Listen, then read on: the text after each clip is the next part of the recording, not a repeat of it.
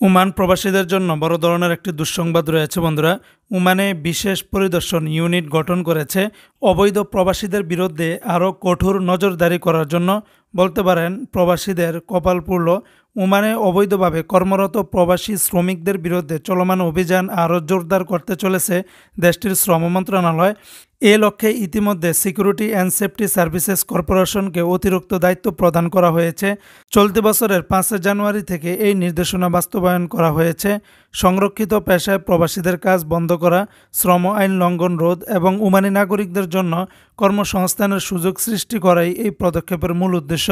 2024 সালে security and safety services কর্পোরেশনের সঙ্গে একটি চুক্তির মাধ্যমে বিশেষ পরিদর্শন ইউনিট গঠন করে শ্রম মন্ত্রণালয়।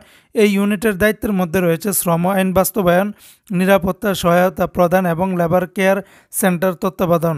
মাস্কেট আলবাতিনা উত্তর এবং দোফার অঞ্চলে অভিযান চালিয়ে তারা অবৈধ প্রবাসী ও শ্রম আইন লঙ্ঘনকারীদের বিরুদ্ধে কঠোর অবস্থান নিচ্ছে।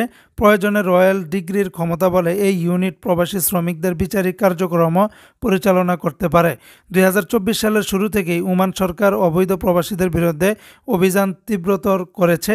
বিশেষ পরিদর্শন ইউনিটের মাধ্যমে প্রথমবারের মতো মাঠে নেমে এই বাহিনী অবৈধ শ্রমিকদের জন্য আতঙ্কের কারণ হয়ে দাঁড়িয়েছে। সাম্প্রতিক সময়ে শ্রমবাজার সংস্কার এবং ওমানি নাগরিকদের জন্য কর্মসংস্থান সুযোগ বাড়াতে একের পর এক কঠোর সিদ্ধান্ত নেওয়া হচ্ছে। এর ফলে প্রবাসী শ্রমিকদের মধ্যে উদ্বেগ এবং আতঙ্ক বেড়ে চলেছে। ওমান সরকারের এই পদক্ষেপ শুধু অবৈধ প্রবাসীদের বিরুদ্ধে নয়, বরং দেশের শ্রমবাজারকে আরও সংহত এবং সুসংগঠিত করার লক্ষ্যে পরিচালিত হচ্ছে। সংরক্ষিত পেশায় স্থানীয় নাগরিকদের অগ্রাধিকার দেওয়া এবং শ্রম আইনের কঠোর প্রয়োগের মাধ্যমে ওমান ও তার অর্থনৈতিক এবং সামাজিক স্থিতিশীলতা অর্জনে বদ্ধপরিকর।